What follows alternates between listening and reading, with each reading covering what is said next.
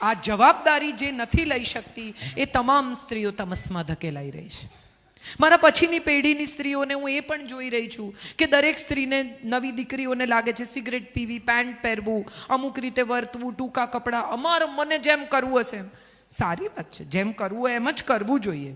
પણ સવાલ એ છે કે તમે જેમ કરો છો એમાં કોઈને નડો છો? તમે જે કરો છો એમાં આપણી સભ્યતા, સંસ્કૃતિને કોઈ પ્રોબ્લેમ થાય છે તો અટકી જાઓ. હું પણ અમેરિકા જાઉં તો શોર્ટ્સ પહેરું છું. મારા પણ સ્વિમિંગ સૂટમાં ફોટા અપલોડ થયેલા ફેસબુક ઉપર ને ધમાધમ થઈ ગયેલી, અને ગુજરાતની અસ્મિતાને આમ થઈ ગયું ને ગુજરાતની અસ્મિતાને તેમ થઈ ગયું ને. ત્યારે મેં જવાબ લખેલો કે સ્વિમિંગ પુલ ઉપર સાડી ન પહેરાય એટલે મેં સ્વિમ સૂટ પહેરેલો. હું મારા દીકરા સાથે રજાઓ ગાળતી હતી એટલે સ્વિમિંગ પુલ ઉપર સાડી ન પહેરાય. હું અહીંયા કંઈ એવા કપડાં પહેરીને આવું તો તમે ચોક્કસ મારી સામે આંગળી ચીંધો. પ્રસંગોચિત વસ્ત્ર તમારી દીકરી પહેરતી હોય તો ચોક્કસ પહેરે, પણ એ પ્રસંગોચિત હોવા જોઈએ. એ પ્રસંગોચિત શું છે એ કોણ શીખવશે? તો એ માં જેનામાં સત્વ છે, એ માં કે જે પોતાની દીકરીને તમસ તરફ ધકેલાતી અટકાવે. અત્યારે હું જોઈ રહી છું કે અમારા સમયમાં તો આઈ લવ યુ કે ને એનો અર્થ જ એમ હતો કે વિલ યુ મેરી મી. વચ્ચે કંઈ હતું જ નહીં. છોકરો આઈ લવ યુ કે એનો મતલબ એમ કે હવે મારી જોડે તું લગ્ન કરીશ ને. આની વચ્ચે કંઈ હતું નહીં. હવે એવું છે કે ફ્રેન્ડ્સ છે, પછી બેસ્ટ ફ્રેન્ડ્સ છે, પછી ડેટિંગ છે, પછી લવ છે, પછી બ્રેકઅપ છે, અને આ બ્રેકઅપમાં પાછું એક્સ છે, અને પછી એક્સની ઓળખાણ કરાવે કરંટ જોડે કે આ મારો એક્સ છે. કાંઈ વાંધો નહીં એમાં. ને કરંટ પાછો ઓળખાણે કરે કે અચ્છા તો કેમ કરતા તમારું બ્રેકઅપ થયું? આવી પંચાતે થઈ જાય.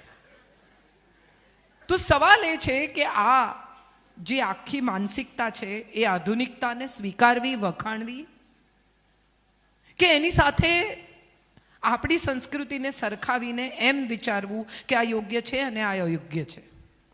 મારે ખરેખર આ સવાલ પૂછવો છે.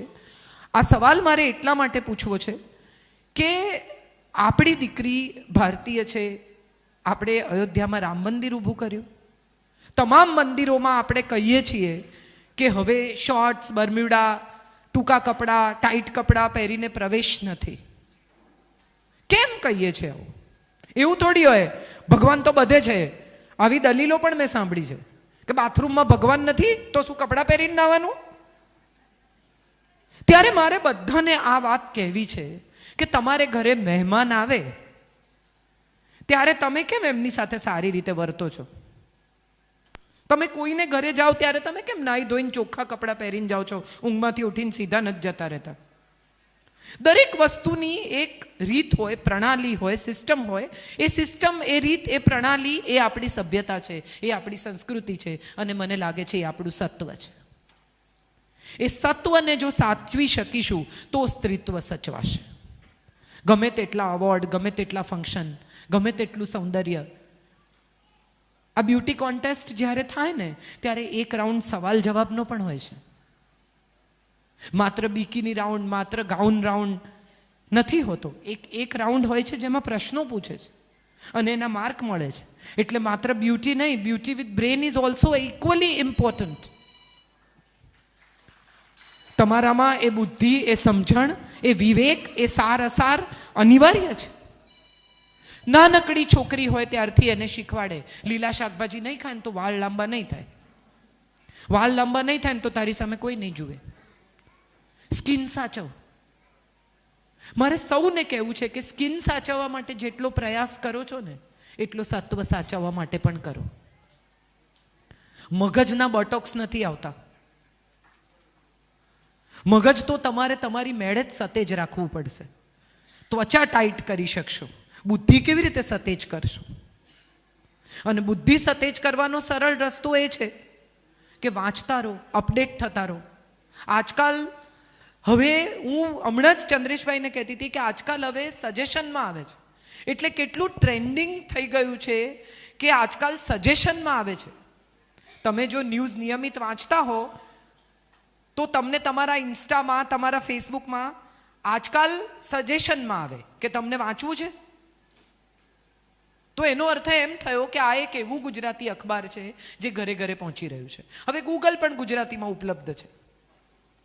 સલમાન લગ્નમાં ગયો ત્યારે કેટરીનાને મળ્યો કે ના મળ્યો, અને મળ્યો તો કેવી રીતે વર્ત્યો, એને બદલે જાણવા જેવી બીજી ઘણી બાબતો છે. અભિષેકને ઐશ્વર્યાના છૂટાછેડા થવાના છે કે નહીં એના ઉપર આપણે જેટલો રસ લઈએ છીએ એને બદલે એવો રસ લઈએ કે આપણે આપણા પરિવારને કઈ રીતે વધુ મજબૂત કરી શકીએ. આપણી મેડિકલ પોલિસી શું છે, સ્ત્રીના અધિકારો શું છે. બહુ જ ઓછી સ્ત્રીઓને ખબર છે કે વિધવા સ્ત્રીને પણ એના પરિવારની મિલકતમાં અધિકાર મેળવવાનો, એ જેનો હિસ્સો છે એ મેળવવાનો અધિકાર છે. દીકરી ઇક્વલી પાર્ટિસિપન્ટ છે. બચ્ચન સાહેબ જો શ્વેતાના નામે પ્રતીક્ષા કરે તો આપણે બધા કેવું કહેવાય, બોલો, દીકરીને બંગલો આપ્યો, પણ દીકરીને આપવાનો, દીકરીને ભાગ મળવો જોઈએ એ કાયદો તો મોદી સાહેબે ક્યારનો કરી નાખ્યો. આપણને ખબર નથી માટે આપણે એવું માનીને ચાલીએ છીએ કે આપણને ખબર નથી માટે એ ઉપલબ્ધ નથી. 498A એક એવો કાયદો છે કે જેની અંદર ડોમેસ્ટિક વાયલન્સ સામે તમે ફરિયાદ કરી શકો અને કોઈ પણ પ્રકારની તપાસ વગર એને પોલીસ બોલાવી શકે જો તમે ફરિયાદ કરી હોય તો. હવે એનો દુરુપયોગ કેટલો થાય છે એ પણ જાણવા જેવું છે. સરકાર તો કાયદો કરે, પછી ઘેર ઘેર જઈને એ કાયદા કઈ રીતે પડાય છે એ તો સરકાર કેવી રીતે જુએ? તો આપણી જવાબદારી શું બને છે એક સ્ત્રી તરીકે? માત્ર અવોર્ડ લેવો, કામ કરવું. 15 જણાને અવોર્ડ મળશે પણ બાકીના લોકો શું કરશે? તો બાકીના લોકો બાજુમાં ડોમેસ્ટિક વાયલન્સ થતું હશે ને ત્યાં જઈને અટકાવશે. કોઈની દીકરી ખોટે રસ્તે જતી હશે તો એના મા બાપને કયા વગર દીકરીનું કાઉન્સેલિંગ કરશે? એ પણ અવોર્ડ છે. હું રોજ કોઈને જોતી હોઉં કે કોઈની દીકરી રોજ મોડી આવતી હોય, કોઈ અયોગ્ય છોકરા સાથે ફરતી હોય, આપણને એમ લાગે કે આને મેં 4-5 વાર આ છોકરા સાથે જોઈ, આ છોકરામાં મને એવું લાગે છે કે આ છોકરો આને યોગ્ય નથી, આ બરોબર નથી, આ સંસ્કારી નથી. તો એ છોકરીને તમે એકલી બોલાવીને એની સાથે વાત કરી શકો કે બેટા મને એવું લાગે છે કે તું આ છોકરાની પૂરી તપાસ કર, એના મા બાપને મળ. કેટલી બધી દીકરીઓ કોઈ કારણ વગર વિધર્મીઓના ચક્કરમાં ફસાય છે. ચશ્મા ગોગલ્સ પહેરીને આમામ ચાવી ફેરવતો બાઇક લઈને ઊભો હોય અને આપણને એમ થઈ જાય કે ઓહો હો કેટલો દેખાવડો. તમારી દીકરીને શીખવાડો કે જ્યારે જ્યારે તને કોઈ છોકરો ગમે ત્યારે પહેલાં એના ઘરની તપાસ કર, એના મા બાપને મળ, એના માતા પિતા શું કરે છે. હમણાં જ મારા એક મિત્રના ઘરમાં કિસ્સો થયો છે. છોકરી પાસેથી 13 લાખ રૂપિયા લઈ ગયો છોકરો ધીમે ધીમે કરીને, અને છોકરીને પૂછ્યું કે એના મા બાપ કોણ છે, ક્યાં રહે છે, તો કે મને ખબર નથી. આજે 25, કાલે 25, પરમ દિવસે 30, બીજા 10, બીજા 15, આમ કરીને 13 લાખ રૂપિયા એ છોકરાએ ક્રેડિટ કાર્ડમાંથી એની પાસે કઢાવ્યા. અને પિતાએ જ્યારે પૂછ્યું ત્યારે છોકરી કહે છે મને ખબર નથી ક્યાં રહે છે, એના મા બાપ કોણ છે. પ્રેમમાં પડી ગયા. મારે એ તમને કહેવું છે કે જે અહીંયા જે એજ ગ્રુપ જોઉં છું એ બધાની દીકરીઓ ટીનેજમાં હશે. તમારી ટીનેજની દીકરી સાથે દોસ્તી કરો, એ પણ સ્ત્રીનું બહુ જ મોટું સત્વ છે. એના માટે ઘરમાં મમ્મીથી મોટો કોઈ મિત્ર હોવો જ ના જોઈએ. આપણે કરીએ છીએ શું તો કે પોલીસ થઈ જઈએ છીએ, એના પર નજર રાખીએ છીએ. મિત્રતા કરો, તમારા જીવનની ભૂલો પણ એની સાથે શેર કરો, તો એ એના જીવનની ભૂલો તમારી સાથે શેર કરશે. તમે પણ સ્કૂલમાં હતા, ક્લાસમાં હતા, કોઈ દિવસ કોલેજમાં હતા, ક્રશ હશે, કોઈ છોકરો ગમતો હશે, દિલ ખોલીને એને કહો કે બહુ ગમતો તો યાર, પણ મારામાં હિંમત જ નહોતી એને કહેવાની. પછી તો એ ક્યાં ગયો ને હું ક્યાં ગઈ ખબર નથી. બધાના જીવનમાં આવા નાના મોટા પ્રસંગો હોય જ. હમણાં તો આ ફેસબુકે રીયુનિયન બહુ સુપર ચાલુ કર્યું છે, ખબર છે ને? બધા ક્લાસના રીયુનિયન થાય અને આપણને જેના માટે ક્રશ હોય એ બી આવશે એવી આશા સાથે આપણે બી રીયુનિયનમાં જઈએ અને પહોંચીએ ત્યારે ખબર પડે કે અરે 20 વર્ષ જેની ઝંખનામાં કાઢ્યા એના તો માથે વાળ જ નથી રહ્યા. પાછા આવતી વખતે સ્પાઉસ એવા વાલા લાગે, જતા જે ધક થતું હોય કે મળશે, એ પાછા આવતા એમ થાય કે ના ના મારા મા બાપે યોગ્ય જ નિર્ણય કર્યો એમ. અને મજાની વાત એ છે, સૌથી ઇન્ટરેસ્ટિંગ જે મને સમય સાથે સમજાય છે કે આ આપણને ખોટો માણસ મળ્યો છે ને એની સમજણ તો 5 મિનિટમાં પડી જાય છે. પણ આપણને સાચો માણસ મળ્યો છે ને, એની સમજણ પડતા 20 વર્ષ નીકળી જાય છે. પ્રેમ થતા થતા વર્ષો નીકળી જાય ત્યારે સમજાય કે અરે યાર, આ તો આ એ માણસ છે જે તાવ હતો ત્યારે ચા બનાવીને લઈને મારી બાજુમાં ઊભો હતો. એ બી વુમન્સ ડે નો અવોર્ડ જ છે. એણે રજા લીધી, એણે કોઈ દિવસ આઈ લવ યુ નથી કહ્યું, પણ હું બહારગામ ગઈ હોઉં ને એને કહીને કહ્યું કે ગુરુવારની ટિકિટ છે, તોય મંગળવારે ફોન કરે ક્યારે આવવાની.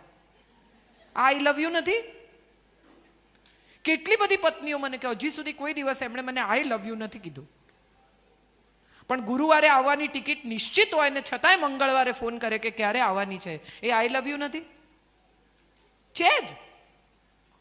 પોતાનું ગંજી ફાટેલું હોય ને ઉપર શર્ટ પહેરી લે અને કે આપણને કોણ જુએ છે, તું તાર પહેરને સરસ મજાની સાડી, એ બી આઈ લવ યુ જ છે. તમારે માટે દર વર્ષે સોનું ખરીદે ને પોતાને માટે કંઈ ન ખરીદે, એ પણ આઈ લવ યુ જ છે. આપણે પશ્ચિમથી એટલા બધા અભિભૂત છીએ કે આપણને લાગે છે કે કાર્ડ, ફૂલો, chocolate, Valentine day, anniversary celebration, ફુગ્ગા, કેક, આ જ સત્ય છે. મારે માટે પ્રેમ એ છે જે શબ્દોમાં અભિવ્યક્ત ન થાય અને છતાંય તમારી આસપાસ એની મહેક જીવનભર રહે. કોઈના વિના તમને મજા ના આવે ને તો એને હું તો પ્રેમ જ કહું છું. તમે ગમે તેટલો આનંદ કરતા હો પણ તમને એમ થાય કે હોત ને તો મજા આવત. બેનપણીઓ સાથે તમે સોલો ટ્રીપ, હમણાં તો એ બહુ ચાલ્યું છે, વિમેન્સ ટ્રીપ ને સોલો ટ્રીપ ને, અને સોલો ટ્રીપ પર એક દિવસ જાય ને બીજે દિવસે તરત ફોન કરે, નળ બંધ કરજો, ગીઝરની સ્વિચ ઓફ કરજો. તો કઈ સોલો ટ્રીપ? તમે ત્યાં જ છો, તમે ઘરમાંથી નીકળ્યા જ નથી. પતિ પત્ની નક્કી કરે કે આ વખતે 10મી એનિવર્સરી અમે 2 જ જણા ગોવા જવાના છે. 2 જણા ગોવા પહોંચે પણ બેગમાં સાસુ, નણંદ, દિયર, કાકી સાસુ, જેઠાણી બધા ભેગા ગયા હોય. ત્યાં જઈને પણ આ જ કરવાનું. તો શું કામ જાઓ છો? અહીં જ ઝઘડી લો, ખોટા પૈસા 5 સ્ટાર ના બગાડવા. આ ગુજરાતીઓ બધા એમ કે હે ભગવાન, અમે તો કંટાળ્યા છીએ, થોડા દિવસ બહારગામ જવું છે. બહારગામ જઈને પાછા આવે કે કેવું રહ્યું? કે કંટાળી ગયા. તો કર્યું શું? મારે એ જ તમને સૌને કહેવું છે, વુમન્સ ડે તો વર્ષનો એક દિવસ છે. વુમનહુડ, સ્ત્રીત્વ, સત્વ રોજ છે. અને આ જે રોજ છે ને એનું રોજ જતન કરો, એની રોજ માવજત કરો. એક દિવસ બધા સાડી પહેરીને આવે.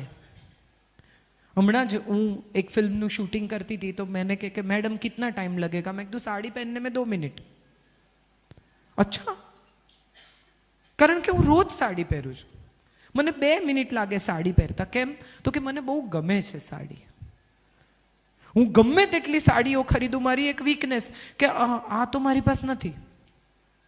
આટલી સાડીઓ ભેગી કરી એ પછી પણ જો કોકની જોઈ તો તરત એમ થાય અરે આ મારી પાસે નથી. એ મારા શોખનો, આનંદનો વિષય છે અને એને આનંદથી સ્વીકારો. ના ના, મારે કાંઈ નથી જોઈતું, અને કાંઈ નથી જોઈતું છતાં બધું જોઈએ છે તો કોઈ કંઈ નહીં આપે. માગતા શીખી જાઓ, કહેતા શીખી જાઓ, ફરિયાદ કરતા શીખી જાઓ. અને ફરિયાદ રડ્યા વગર, કકળાટ કર્યા વગર, આર્ગ્યુમેન્ટ કર્યા વગર, દુઃખી થયા વગર કરો. નથી ગમતું ચોક્કસ કહો. હમણાં જ મને ચંદ્રેશભાઈ કહેવા આવ્યા, તમે બોલતા હશો ને ત્યારે પૂનમબેન આવશે તો પછી શું? હું એમનું અભિવાદન કરીશ. ના, પણ પછી વચ્ચે હવે મને શું નથી ગમતું એમને ખબર છે, પણ એટ ધ સેમ ટાઈમ એવું નક્કી છે કે જેને સન્માન આપવું ઘટે એને આપવું જ ઘટે. જે સન્માનને લાયક છે એને ચોક્કસ આપો, પણ જે લાયક નથી એને તમારે નથી આપવું તો નમ્રતાથી આગળ ખસી જાઓ. અપમાન કરવાની જરૂર નથી. મારે બસ આટલું સમજાવવું છે. આપણે સન્માન અથવા અપમાન એની વચ્ચેનો કોઈ સમ્યક રસ્તો સ્વીકારી શકતા નથી.